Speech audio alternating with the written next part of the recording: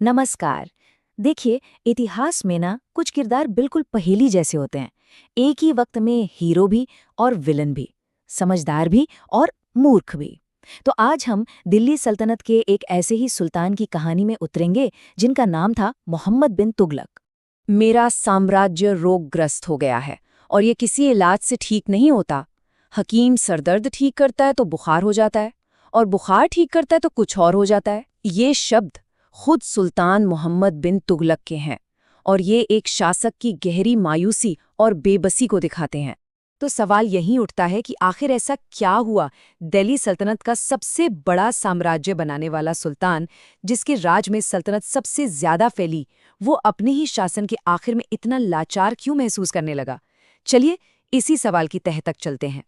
इस पहेली को सुलझाने के लिए सबसे पहले उसके शासनकाल की असलियत देखनी होगी। एक ऐसा दौर जो पूरी तरह से विद्रोहों से भरा हुआ था। 34, जी हाँ 34, ये कोई छोटा मोटा नंबर नहीं है। ये मोहम्मद बिन तुगलक के राज में हुए कुल विद्रोहों की गिनती है। और बात यहीं खत्म नहीं होती। इससे भी ज्यादा चौंकाने वाली बात यह है कि इनमें से 27 विद्रोह अकेले दक्कन में हुए थे।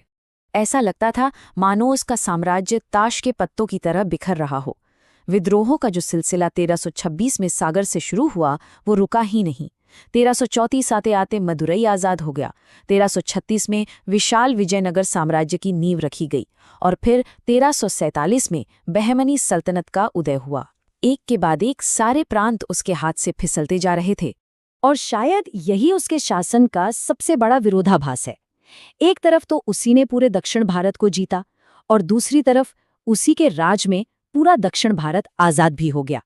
जीत और हार का ऐसा अजीब संगम इतिहास में शायद ही कहीं और देखने को मिलता है।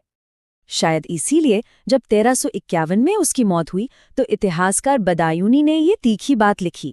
ये एक लाइन ही सुल्तान और उसकी प्रजा के बीच के रिश्ते को साफ साफ बता देती है। तो अब तक की कहानी तो एक नाकाम शासक की ही लगती है, लेकिन क्या ये ही पूरी सच्चाई है? चलिए अब सिक्के का दूसरा पहलू देखते हैं। क्या हो अगर ये कहा जाए कि तुगलक कोई पागल बादशाह नहीं, बल्कि एक ऐसा दूरदर्शी एडमिनिस्ट्रेटर था जो अपने समय से बहुत बहुत आगे की सोचता था। मोहम्मद बिन तुगलक दिल्ली का वो पहला सुल्तान था जिसने चीन, ईरान और मिस्र जैसे दूर दराज के देशों के साथ फॉर्मल डिप्लोमेटिक रिश्ते बनाए।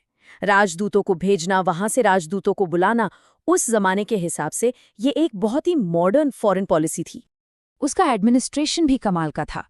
उसने इनकम एक्सपेंडिचर का हिसाब रखने के लिए बाकायदा रजिस्टर बनवाए, इजारेदारी जैसा नया रेवेन्यू सिस्टम शुरू किया और सबसे बड़ी बात, अधिकारियों की भर्ती काबिलियत के आधार पर की, न कि खानदान देखकर। इतने बड़े साम्राज्य को उसने ठीक से चलाने के लिए 23 प्रांतों में बांटा। क्या ये सब किसी पागल शासक के काम लगते हैं? और बात सिर्फ प्रशासन की नहीं थी। तुगलक खुद एस्ट्रोलॉजी, मैथ्स और मेडिसिन का बहुत बड़ा जानकार था। वो एक बेहतरीन कैलीग्राफर था, अच्छा कवि भी था और फिलॉसफी का भी शौकीन था। मतलब एक ऐसा शासक जिसे कला और विज्ञान दोनों में गहरी दिलचस्पी थी। चलिए इस पहेली को थोड़ा और उलझाते हैं और उसके धार्मिक नजरिए को देखते हैं, जो शायद उसके कैरेक्टर का सबसे क्रांतिकारी पहलू था। जरा सोचिए, एक ऐसा सुल्तान जो हिंदुओं के त्योहार होली उसमें शामिल हो रहा है, जैन विद्वानों के साथ घंटों बैठकर चर्चा कर रहा है, माउंट आबू के मंदिरों में जा रहा है, और सिंध जैसे इतने जरूरी प्रांत का रेवेन्यू ऑफिसर एक हिंदू को बना रहा है। सच कहूं तो उस जमाने के हिसाब से ये बातें सोची भी नहीं जा सकती थीं। ये सब बिल्कुल अकल्पनीय था। तो अब हमारे सामने दो बिल्कुल अलग अलग तस्वीरें हैं, एक नाकाम तानाशाह की और दूसरी एक दूरदर्शी विद्वान की। तो फिर इतिहासकार उसे किस नज़र से देखते हैं? कमाल की बात यह है कि हिस्टोरियंस में भी उसे लेकर कोई एक राय नहीं है। बदाऊनी और एल्फिंस्टन जैसे लोग उसे सनकी मानते हैं, तो वहीं A.L. श्रीवास्तव उसे विरोधी तत्वों का मिश्रण कहते हैं। और ईश्वरी प्रसाद का मानना है कि वो पागल नहीं, बल्कि एक बदकिस्मत आइडियलिस्ट था। मतलब एक ऐसा इंसान जिसके आइडियाज तो वक्त से आगे थे, पर उन्हें लागू करने में वो नाकाम रहा। तो अंत में हम कहाँ पहुँचते हैं? हम पहुँचते हैं तुगलक पैराडॉक्स पर, यानी तुगलक का विरोधाभास। एक तरफ वो शासक है जिसके राज में 34 विद्रोह हुए और साम्राज्य बिखर गया। दूसरी तरफ वो विद्वान है जो चीन से डिप्लोमेटिक रिश्ते बना रहा था, मैथ्स का एक्सपर्ट था और होली मना रहा था।